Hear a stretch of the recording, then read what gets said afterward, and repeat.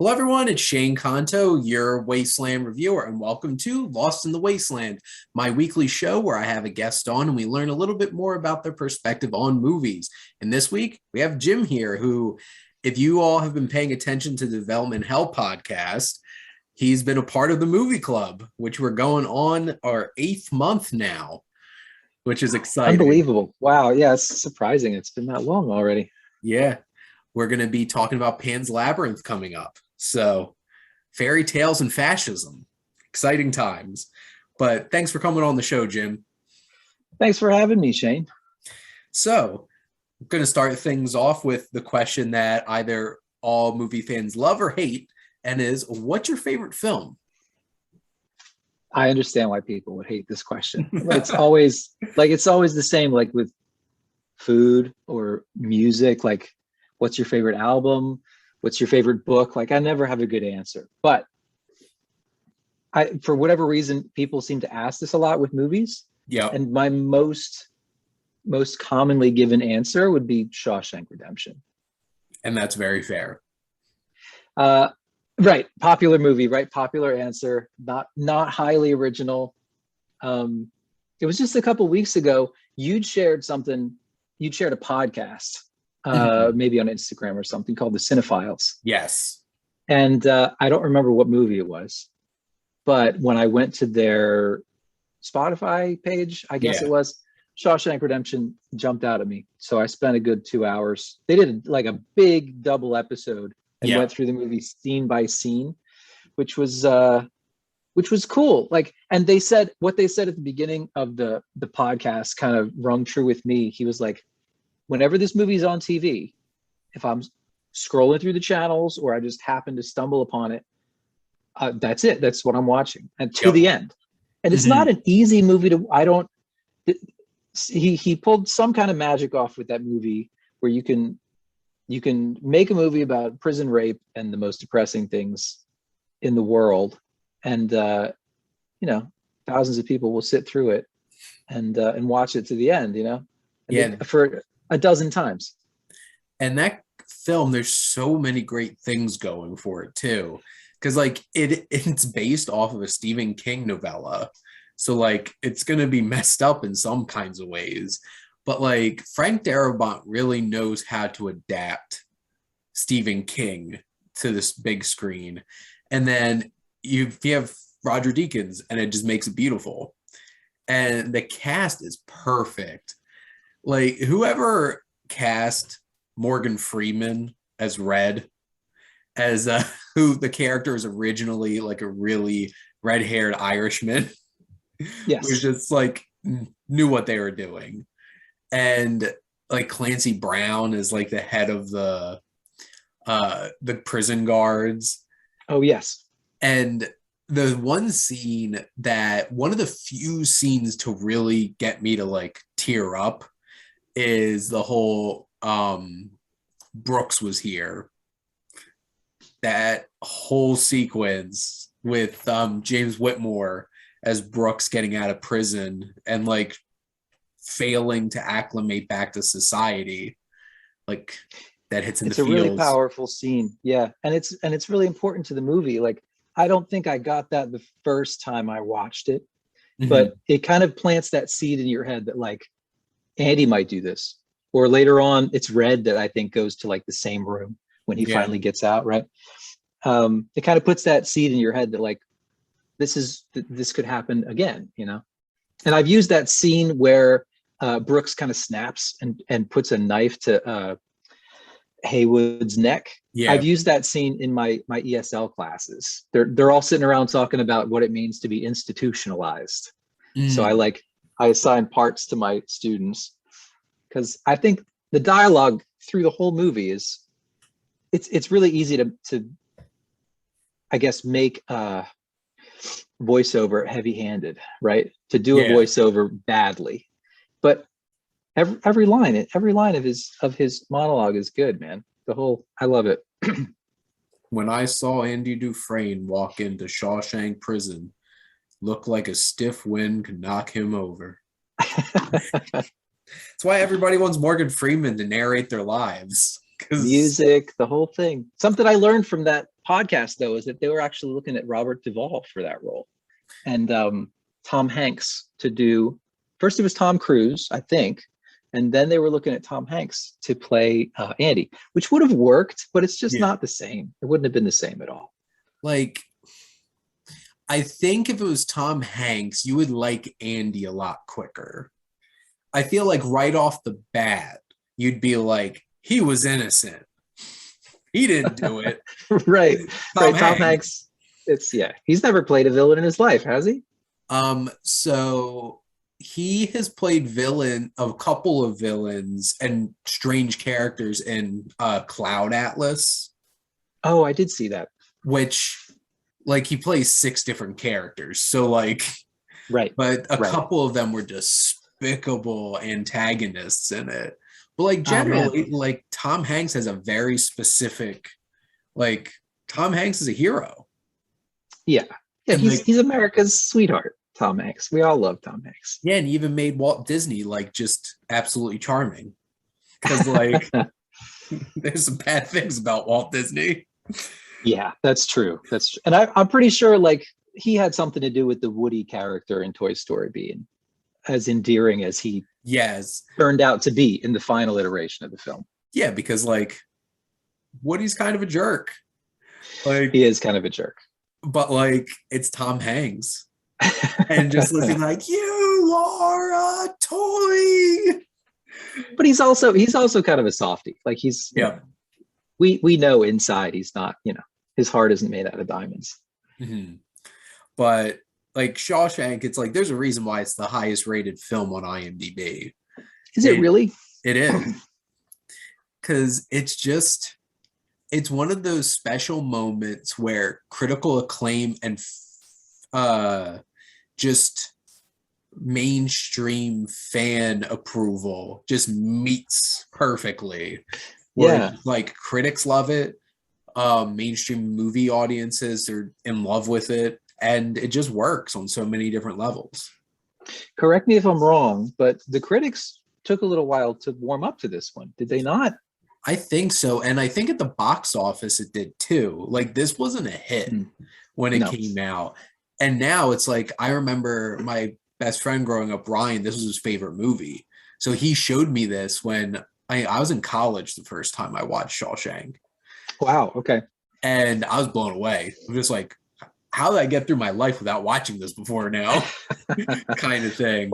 I think it's one of those movies, like, you can't tell somebody what it's about and have them go, oh, wow. Like, you have to see it. It's an experiential kind of a storytelling, Mm-hmm.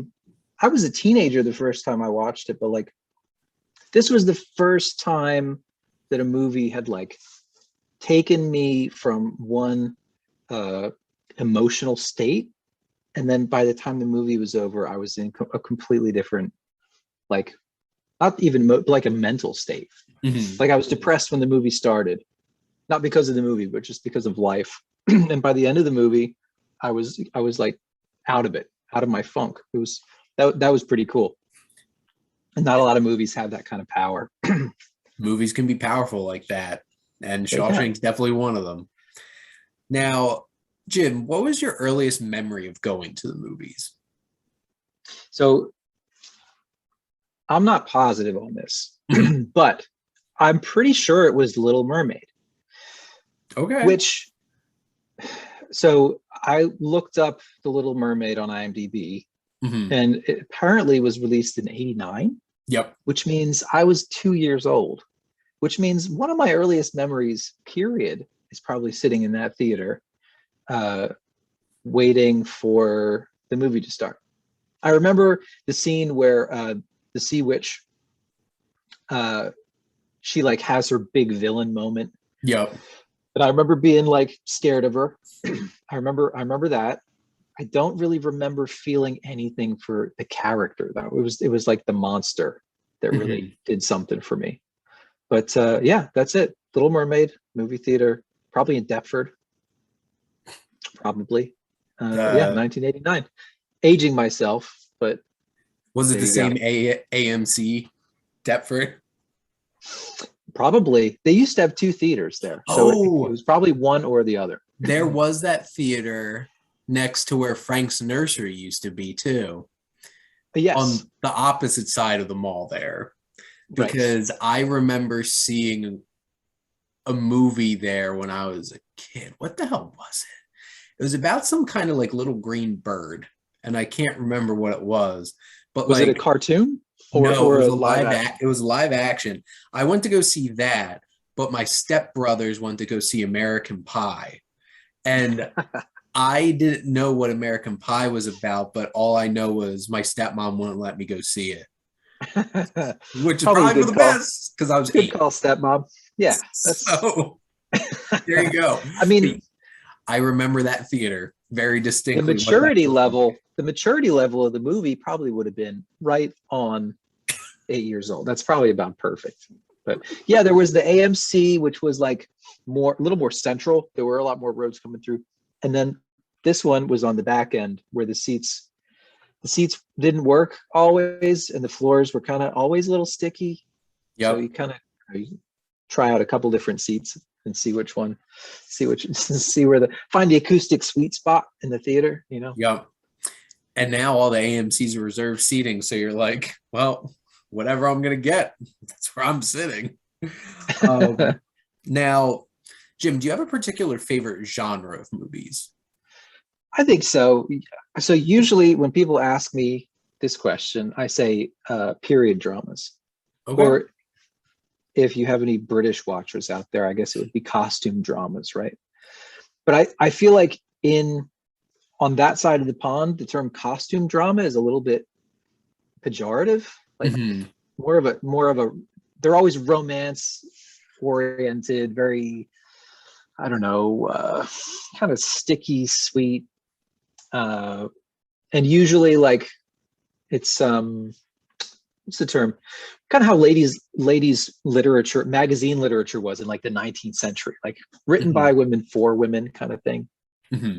I would prefer something like between a historical epic and that, like daytime television. Somewhere in the middle would be perfect for me. So like um Barry Lyndon.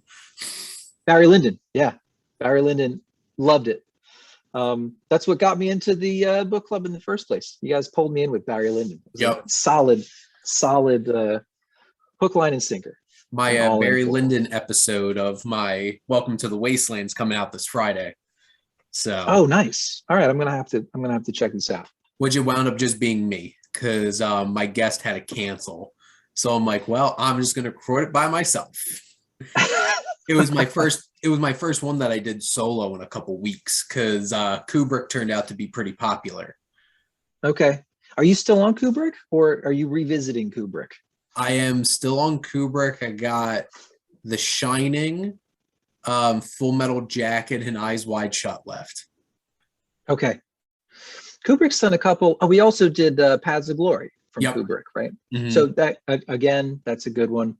Stuff like The Painted Veil. I enjoyed that film a lot. Or what's the other one? I was just thinking about a film the other day. But anything that pays a lot of attention to the historical accuracy is going Yeah. to be a winner for me.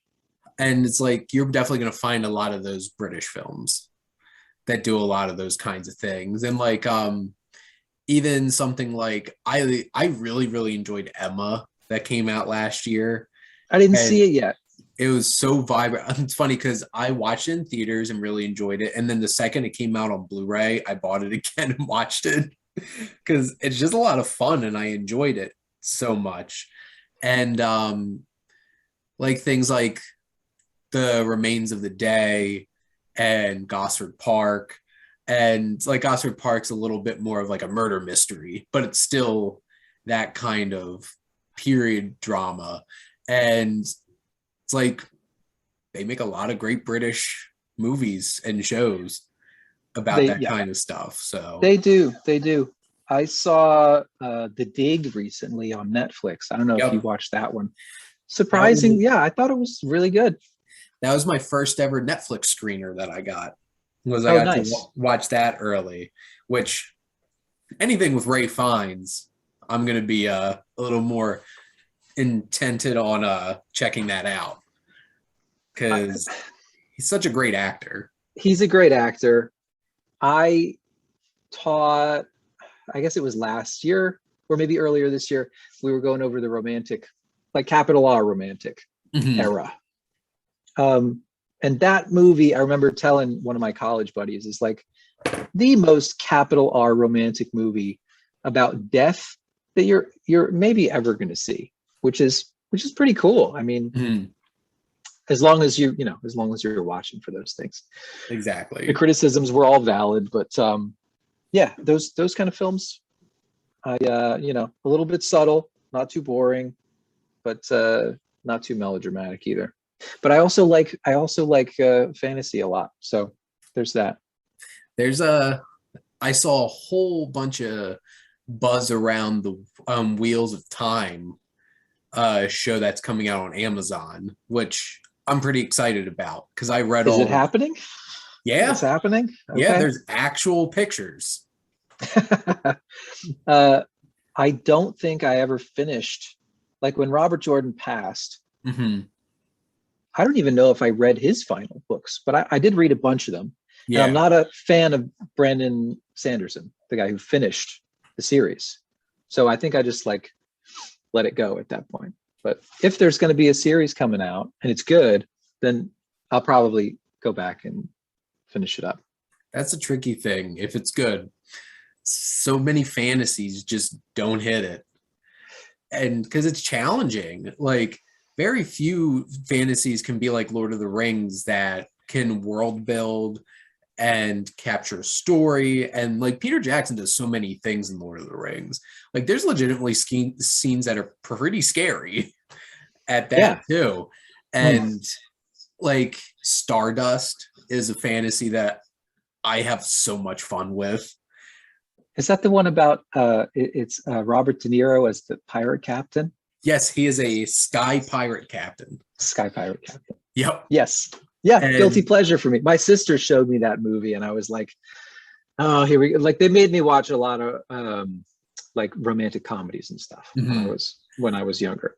Well, the And interesting thing pleasantly is, surprised by that one. well, because it's a Neil Gaiman novel, Oh, and that's right. Yeah. That's right. it's Matthew Vaughn directed it, who made Kingsman. So it's like it has that personality about it. There's a lot of things going on, and that's usually a hallmark of fantasy movies. Is there's a lot of things going There's a on. lot of things going on. I just reread this book for the second time.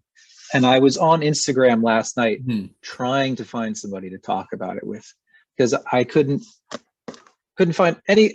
None of my friends have read this book, and the only person I could find, it was like years ago, and she can't remember it well enough to talk about it Mhm. with me. This would be a great film. There's a lot of like, is this backwards on your screen or does Nope. it turn it around? Okay. No, I could see it. The ocean at the end of the lane.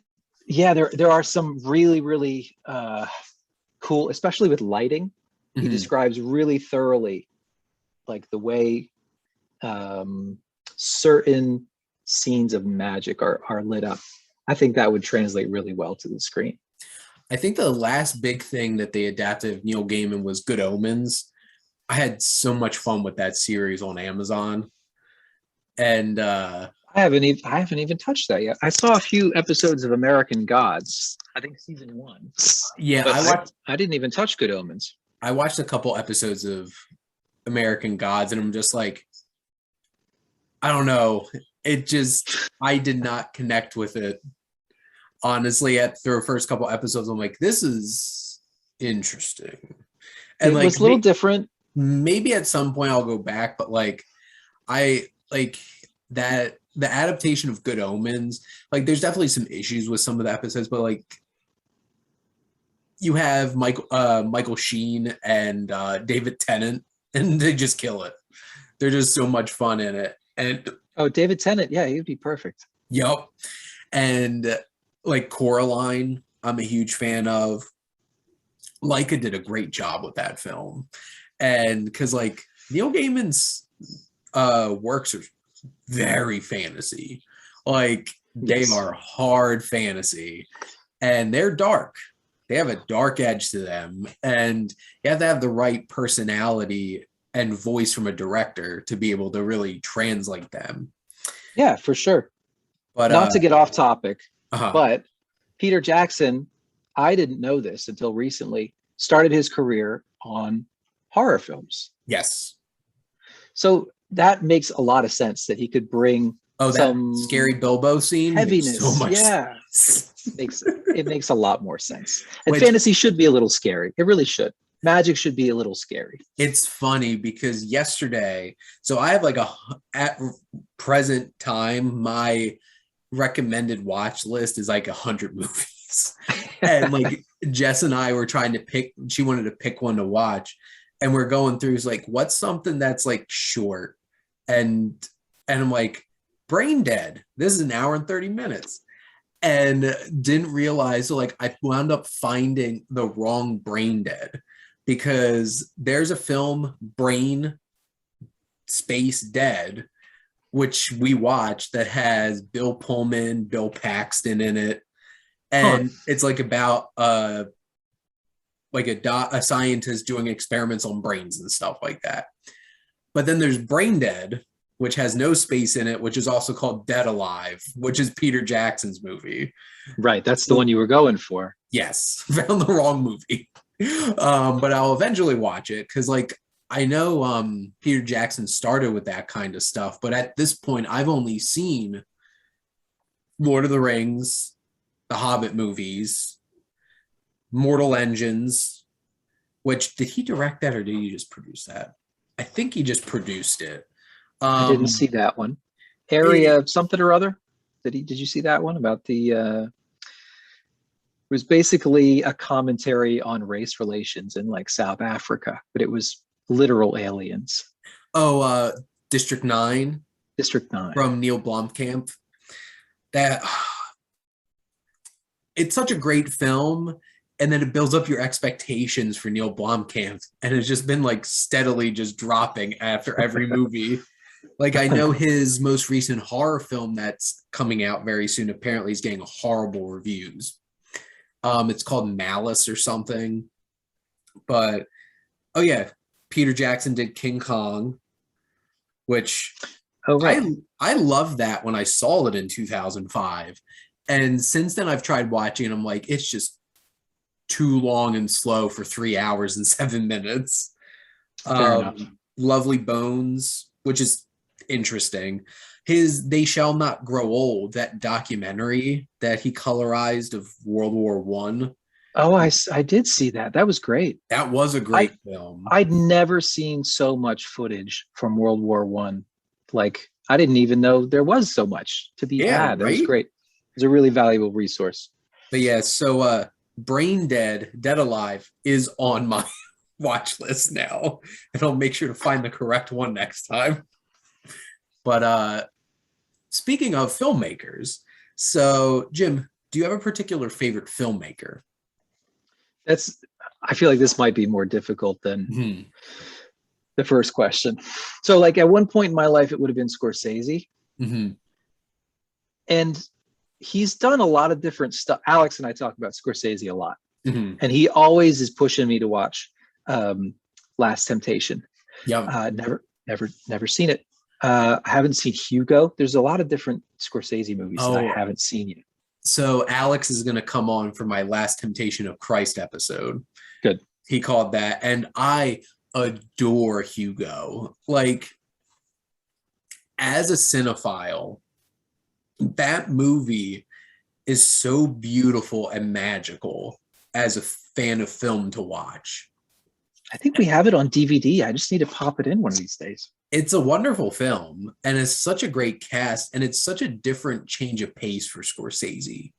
Because, like, what's interesting is, like, people, like, I've heard plenty of people be like, well, as a retort to him saying things about certain films, being like, all you make is gangster movies, which, like, is not true.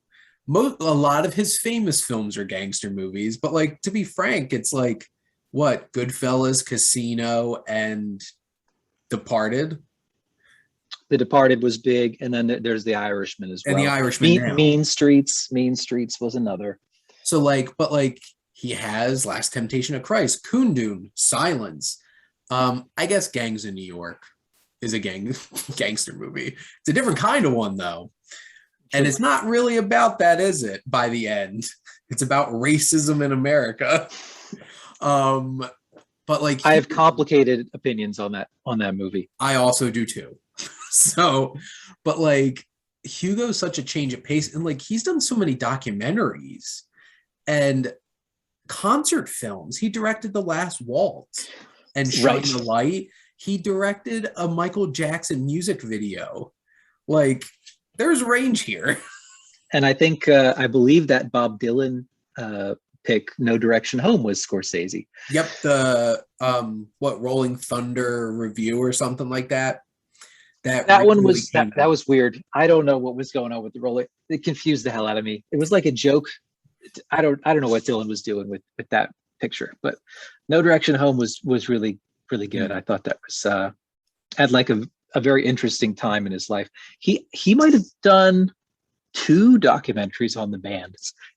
there was The Last Waltz, and I think he did it like a more from like behind the scenes archival footage kind of stuff. Yeah. He more also recently did a 3-hour George Harrison documentary. Was it the concert for Bangladesh? No, like this was, I think it's just about like George Harrison. And because like I went through his whole filmography on IMDb. I'm like, which one of these counts that I'm actually going to watch for my show? And like I have 40 films. And there's definitely an interesting variety of like documentaries and concert films and obviously like gangster films, but like Taxi Driver, King of Comedy, Raging Bull, and so many different things. So I'm looking forward to taking a deep dive into Scorsese. He's done a lot of different things. He's not just gangster movies. The success of the gangster movie probably says more about the audience than it does about the filmmaker. No, True. And I still haven't seen Last Temptation. I haven't seen King of Comedy. So there's a strong case. Scorsese would be near the top for sure. I have seen all of Christopher Nolan's films, but I don't think I connect to them in the same way that I connect to Scorsese. That's fair. I know a lot of, because like obviously if you go on the internet, you'll find plenty of people that worship at the altar of Christopher Nolan. And sure. I'm a huge fan of Nolan, and that's soured a little bit in terms of Tenet, because like there's a lot of things I admire about Tenet, but I felt like he was talking down to the audience a lot with some of the dialogue, where it's like, don't think about it, just feel it. And it's just like, is this your way of telling us that we're not smart enough to get your movie? Like, it felt that way to me during watching that film. And like some of his films I absolutely love. And honestly, with all of the outside of like his filmmaking stuff that's been going on with like COVID and this whole entire thing with Warner Brothers and everything, I'm just like, if I don't hear Christopher Nolan's name for a little bit, it would be okay.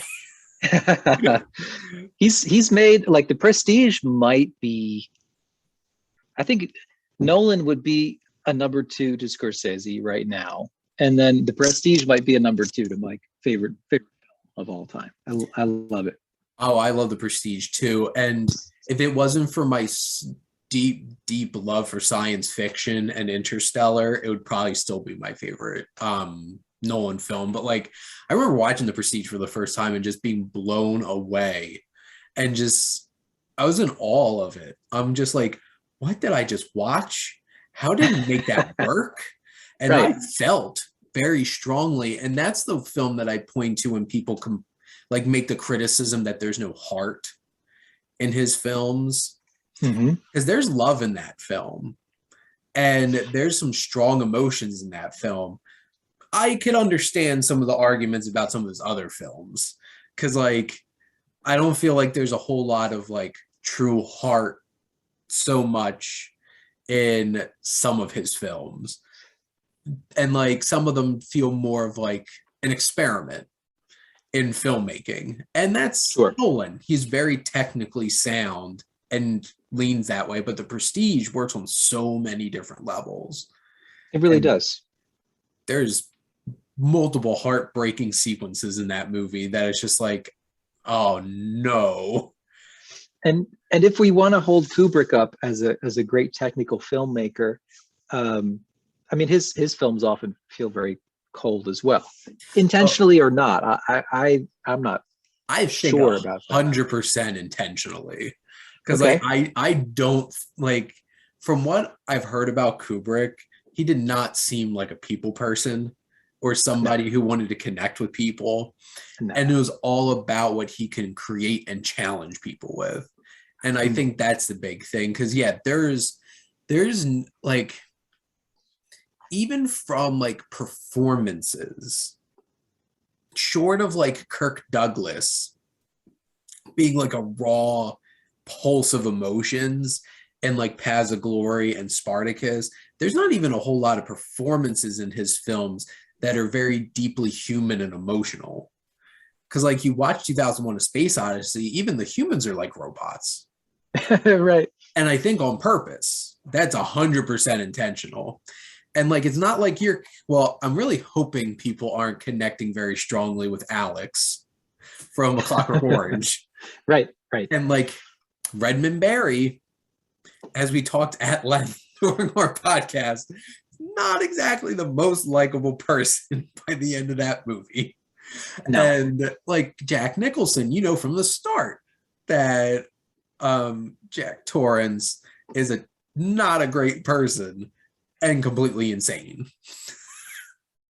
Right. Right. And not to get off topic, but another notch on the belt of Shawshank Redemption is that as much as Stephen King hated The Shining, famously, Yeah. he loved The Shawshank Redemption. The Shawshank Redemption. Yeah, because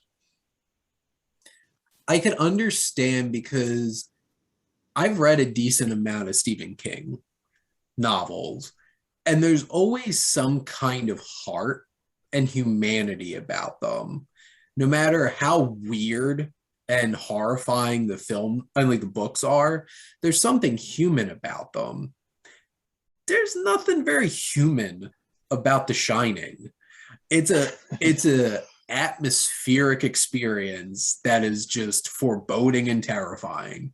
And like in the novel, you care about the tortured soul that is Jack Torrance. There is no sympathy for Jack Torrance in that film, because you know from the start when Jack Nicholson's even during his interview being like,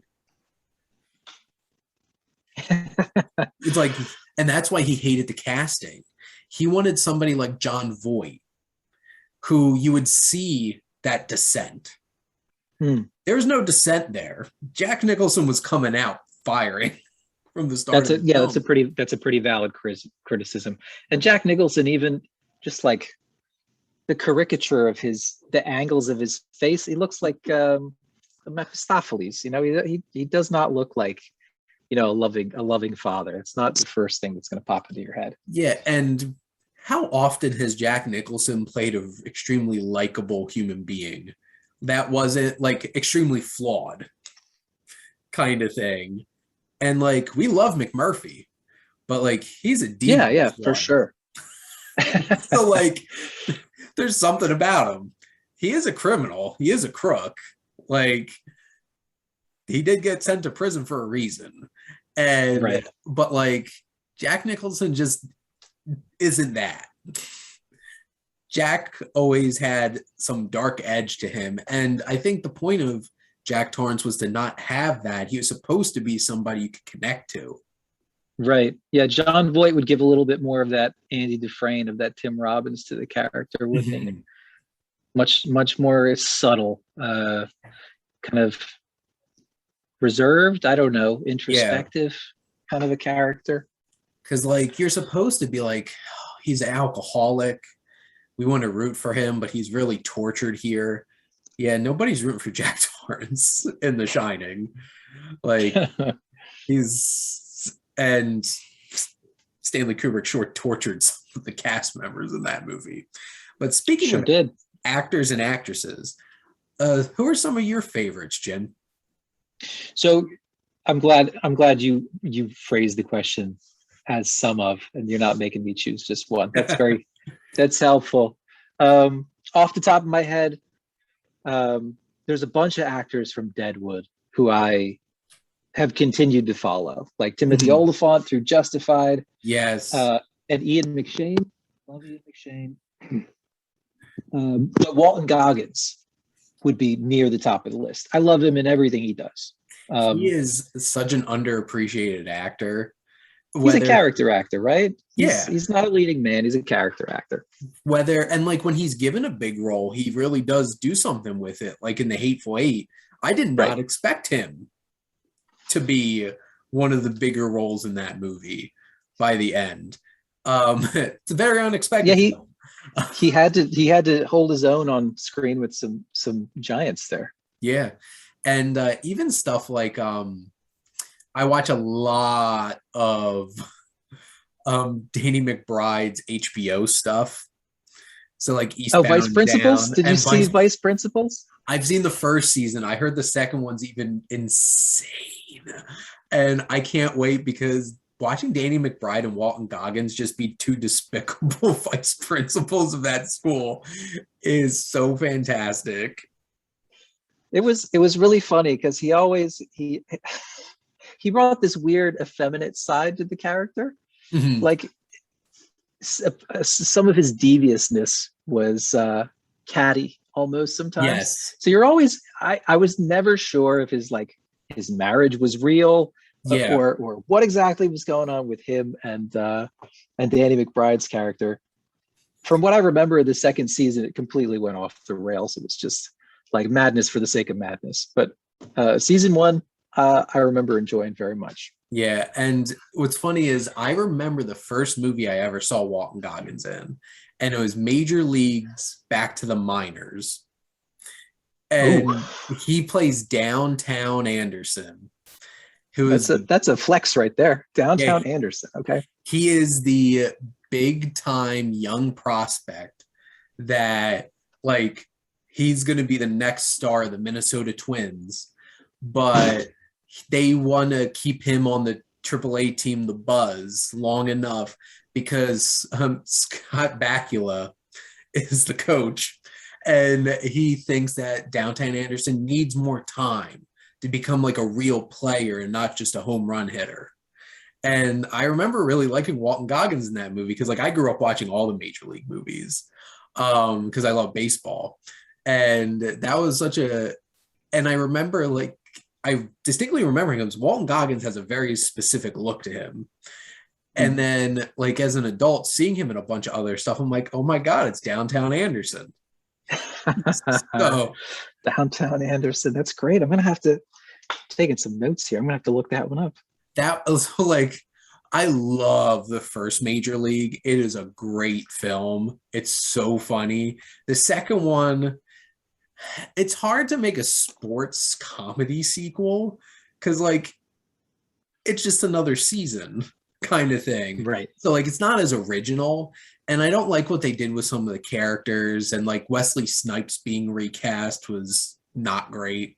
But then the third one, like it's so like the only returning people's like Bob Uecker somehow got demoted to be the announcer of a AAA team. And then like Serrano's in it, basically. So was Charlie Sheen in the third one? No, Tom Berenger. He is in the second one. The second one, they did have Tom Berenger come back. They had Charlie Sheen come back. The only major person that they didn't have come back was Wesley Snipes. And even Corbin Burnson has a different kind of role in the third one. So like he's in it. So he's like the biggest name person in that movie. Except I guess if you think if like you watch Quantum Leap and you're a big fan of Scott Bakula. So I not one way or the other personally. But Walton Goggins, Timothy Oliphant I loved seeing him pop up in the second season of The Mandalorian and the fourth season of Fargo. He got a little typecast, which is Yeah. maybe unfortunate, or maybe I don't. Maybe he doesn't really have the chops to do a whole lot else. But I'm happy for him that he's made a career out of being, the gunslinger. Give me 1 second. No problem. So, Jim, what's a film that you feel like you could literally watch like any day? When I was a kid, so I when I was a kid, I know for a fact that I can watch this movie every day because we did for like 2 or 3 weeks. Muppet Treasure Island. My little brother got Muppet Treasure Island for his, like, I don't know, his third birthday or something. Mhm. And we literally watched it every day. The songs didn't get old, the jokes didn't get old. And for some reason, like, that's our go-to movie for quote, like me and my siblings, my older siblings. To this day, it's still 20, 30 years later. We're still talking about dead Tom, you know. Nearly Dead Tom, uh, Professional Old Tom, Pirates, really old Tom, Tom, and dead Tom. Dead Yes. Tom, uh, Tim Curry's Professional Pirates number. So good. So So good. good. We've got cabin fever. And it's like there's something about the Muppets in that era that was just the right amount of zany, kind of like how Emperor's New Groove just kind of clicks for some Yeah, I wacky can see reason. that. It has that same kind of energy. Yeah. Between Muppets Treasure Island and A Christmas Carol, like I've the songs in Muppets Christmas Carol I could sing still. Like the Scrooge song, Scrooge song's good. Yep. and the Ghost of Christmas Presents. It feels like Christmas. Yeah, it's a That's good a one. fun The number, music and is excellent. I think the thing that makes me laugh the most in Muppet Treasure Island is like, who hired the crew? Your thumb hired the crew? No, silly. The man inside of my thumb hired the crew. Relying heavily on the advice of Cook Long John Silver. Yes. Oh, Long John Silver. It's a good one. And I'm not a huge fan of Rocky Horror. Uh, But Tim Curry's great in that movie. He totally owns Long John Silver in that movie. I love him in that. I love it in Clue, the movie. As, Yes. oh man, Tim Curry is so great. He just like disappeared. Like I think the last thing I ever He saw him did. in was like he did a run on Criminal Minds, and like Interesting. Gary, but like yeah, Okay. he's so As much like as a fun. villain, as a bad guy, I'm pretty sure he's a serial killer because Criminal convincing. Minds. But now, Jim, what's a film that you feel like you connect with more because it relates to another interest of yours? Well, I mean, we were talking about Major League a minute ago. Mhm, Um, Not that movie specifically, but I did play baseball for mhm. 10 years, 12 years, something like that. And I saw Bull Durham for the first time years after I'd stopped playing Uh-huh. baseball. But something about it just got me. I'm a sucker for movies that don't take themselves too seriously. Muppet Yeah. Treasure Island may be a case in point, and Bull Durham does not take itself seriously at all. At Tim Robbins, I didn't even Yeah. put those two and two together. Tim Robbins again. Uh, yeah, that would be kind of my quintessential sports movie. The Uh, other ones, they get old. The ones that take themselves really seriously, like Miracle, good movie, good mhm. acting from Kurt Russell. I saw it once. I'll probably never watch it again. Invictus, good movie, kind of heavy. Probably never going to watch it again. But Bull There, Durham, I could watch many, many more times. there's something about baseball. There's something magical about baseball. And like obviously Field of Dreams like leans into like that magical feel of baseball. And in the end really isn't like it's not like a baseball movie where you're like actually watching people play baseball. It's more about like the love of the game and stuff like that and the connections you make. But like Bull Durham, A League of Their Own, and like great baseball movies, and Kevin Costner, those baseball movies. Kevin Costner again, yeah. And Yep. I don't, something about like, you could tell whoever made Bull Durham, I don't know who directed that movie, but probably more so the writer, is a fan. You know, you can tell that Yeah. they do love the game. And there's something about like minor league ball specifically that I really enjoy. Because you have to love it to stick out like through that, right? Well, it's much more affordable, you know. There's something about the great American pastime, you know. There's like a dose of nostalgia there. Also just, I don't know, sitting around, relaxing outside, watching a bunch of scruffy dudes chase after a little ball. I don't know, there's something, like you said, something magical about that. I should be going to the Phillies game next Saturday, the 28th. Diamondbacks are in town and just bought me tickets. So Okay. Worst team in baseball. Good chance of a victory. Last night didn't go so well, but you know. And I'm a Diamondbacks fan. So Are you really? yeah, it's a sad time. But It's a you did real get to see sad time. a no hitter last week. That was pretty cool. That was pretty cool. 38 wins, not so much. But like, come on, Phillies. You had one job to beat the worst team in baseball. And couldn't do it. nope. And the Braves aren't letting up. So that's a whole other thing. Now, I went to the game last Sunday and the energy okay. was awesome. And Oh, they like a did different team, man. Like a different team today. the that Saturday game was pretty interesting. They almost threw a no hitter. Yeah, that was the same day that the Diamondbacks had their no hitter. I think. Yeah, because it actually was, yeah. And Matt Moore was throwing 82, 83 mile an hour fastballs and complete junk up there, and the Reds weren't hitting any of it. I So love Matt Moore, man. I love a guy with a story, you know. it's come a long way to wind up on the Phillies. And then, that day, 6 no-hit innings. He just Now, had it. now, Jim, who's a movie character that you feel like you connect with on a personal level? Do I have something for this? Maybe Walter Mitty. Okay.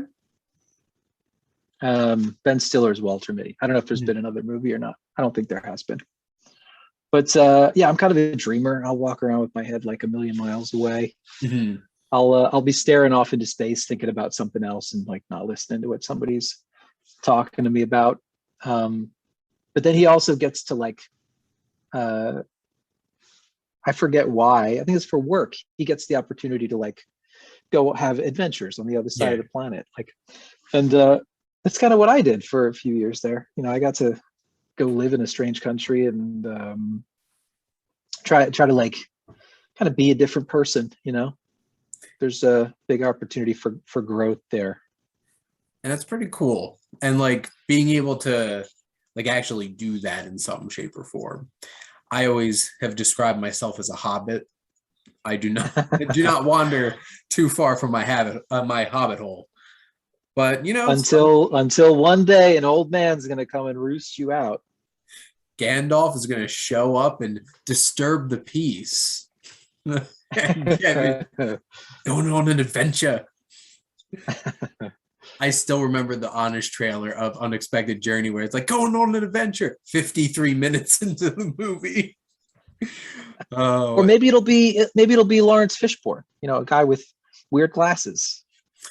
Like, I feel like that's more likely to actually happen. What's more likely, winding up in like Middle Earth or that we're living in the Matrix? You're going to be walking to class one day and a stranger in a trench coat is going to stop you and you're going to know your adventure starts today. The rest of my life begins today. Now, Jim, what's a film that you feel like would surprise people that you love? So I've already confessed that I do love a good period film, right? Mm-hmm. But historical accuracy is usually key to like getting into the film, right? Uh-huh. But exception, Braveheart was my favorite movie for years when I was like, I say young adult Jim, like Braveheart was it, man. Yeah. The music, the energy, like Mel Gibson managed to take like all that pride in our American Revolution and put it into, you know, William Wallace. I'd still watch that movie, but I will be in my head. I'm going to be like, that's not right. It's like they shouldn't be wearing kilts. What are they doing? Yeah. It's like, I know, like by the time William Wallace was executed, like that French princess apparently in real life was like 6 and never met him. So right. And it's just never. like no. None of those things. And Longshanks was Edward the Longshanks was by all accounts a pretty effective ruler. No prima nocte mentioned. Not in the history books under Longshanks, at least. Yeah, but you need some like does make him a better villain though, doesn't it? Good motivation though, right? Right. Yeah. We really want to hate this guy. It's like watching that and Gladiator, you're just like, I love Gladiator so much, dude. We're not coming into this expecting anything. Like no Roman emperors were killed by a gladiator in the middle of the Colosseum. So no, but the details, they did a better job with the details in Gladiator. And Ridley Scott's just his sense of like photography gets me. Everything he's ever done, including like there was a mini series called The Terror, HMS Terror. Did you see that? Okay. I have not. I have it on my watch list because like I remember seeing the trailer for that with Kieran Hines, right? And like that looked creepy. Right, yeah. Because like to be fair, it's like, pretty spooky. Ridley Scott directs a lot of things, but he puts his name on a lot of things. Right. When you that's where I thought I saw Ridley Scott, like in the wide shots. You're like, ooh, I like that. That's got to be Ridley right there. You see that bird pop up, and you know it's Scott free, and you're just like, Ridley Scott did something here. So, but yeah, I can imagine like being somebody that appreciates history and all that stuff so much, and then you're just like, but I love Braveheart. Yeah, like... guilty pleasure, man. Somebody out there is going to judge me harshly when they find that fact out. Like, Jess was really perturbed by the fact that like the young women and Little Women had like Uggs on and stuff like that, because like Greta Gerwig was not going for like really period accurate. And to be perfectly honest, the story and the themes of that movie don't really even feel very time. Like you could tell that she was trying to tell a modern story just with the trappings of like that time period. And like, that didn't bother me, but like, yeah, Uggs, they didn't have those. I felt like it was a little more convincing than Marie Antoinette. I think that was Sofia Coppola, was it not? Yep. Marie Antoinette with Kirsten Dunst. Kirsten Dunst, yeah. I used that one in my class, and I mean, I knew what to expect going into that one, so it didn't bother me that she had like Chuck Taylor's, or I don't know. There was a whole bunch of anachronisms. The music kind of fit though. I feel like the music and Kirsten Dunst being who she is, like I feel like she got picked up with the music and the clothes and dropped into the role, which kind of made sense. I don't know. That was fun. I enjoyed that too. And like obviously not everybody's going for historically accurate. And like or like even going for like a straight, like I feel like Braveheart's going for a historical epic, just not caring about the details. Like he does not care. Mel Gibson does not care about the details. No, not in any way, shape, or form. But like Marie Antoinette was not going for like a straight historical drama.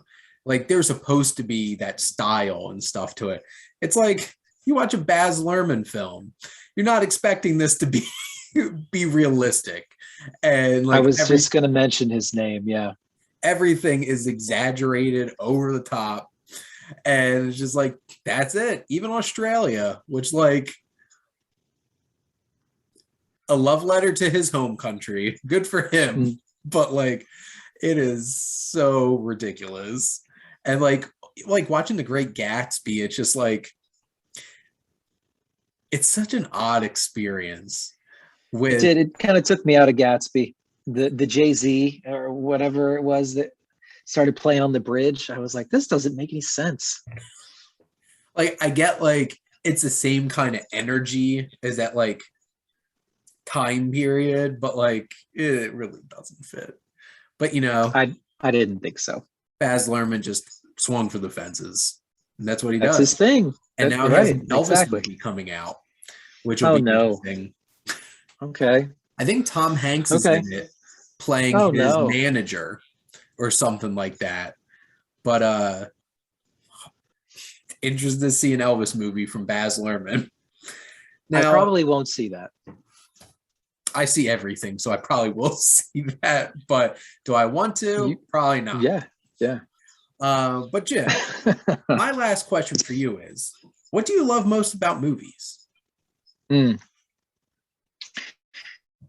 So I guess it would be kind of like the same way I feel about novels. Like they have an ability to connect to some kind of universal human truth, or subjective or objective or what, however you want to take that. But like you can take some kind of like with a myth, you can take something that's kind of in people's subconscious or some kind of archetype and tell a story that may or may not be true in your own way.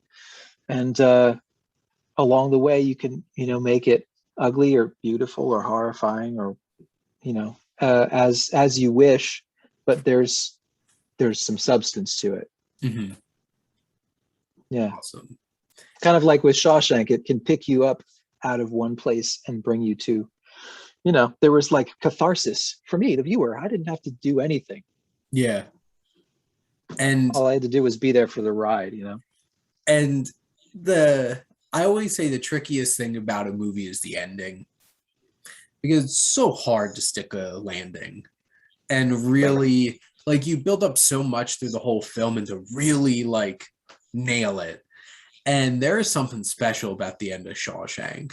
There's a special feeling that you have when Red etches in Red was here and then leaves, gets on that bus, finds that box, and then he's walking down the beach and he sees Andy, and like there's something special there. And when a movie does an ending great, it nails it. And like I just rewatched The Truman Show last week, and there like the ending to that film hits you like bam. And it has such a, because like have you seen The Truman Show? I have. Yeah, Jim Carrey. Yeah, where Christoph is trying to convince him not to leave at the very end, and he's just like, He just turns around and he walks out the door, right? yeah, because he's That's like the ending. he's like, Truman, say something, we're all listening. And he's like, if I don't see you, good afternoon, good evening, and good night. And he bows and he turns around and just walks out that door, and everybody's cheering. And that is such an amazing moment. And then it still nails it at the very end when they're like, oh, what else is on? Just click the channel, and then that's a little stinger about how people are. They're just going to go on to the next thing. So that's human nature right there, man. Human nature. Now, how I like to wrap up the show is my guest gets to ask me a question. So, Jim, what question would you like to ask the Wasteland Reviewer? I'm trying to think of something that wouldn't have come up recently in one of your podcasts, but okay. I'm going to ask you for a recommendation. Okay. Learning what you've learned about me today. I've got George Harrison documentary. I've got Major League, back to the minors here. Give me another movie as a recommendation, as a parting shot here. How familiar are you with Yorgos Lanthimos? Did he make The Killing of a Sacred Deer? Was that him? Yes. I know his name, but I haven't watched any of his movies yet. The Favorite. The Favorite. So Olivia Colman, Rachel Weisz, Emma Stone. Oh, nice. Okay. Period drama with a twist, because you know it's a Yorgos Lanthimos film, so there's definitely something twisted about it. Okay. And I'm very interested to see what you think, because it's very much like the elaborate, over the top, royal kind of life, and also pretty dirty and scummy in the way that it tells its story, and like what's really lying underneath all of that kind of thing. And cool. It is, especially after watching Killing of a Sacred Deer and The Favorite, very Kubrickian in like the look of it.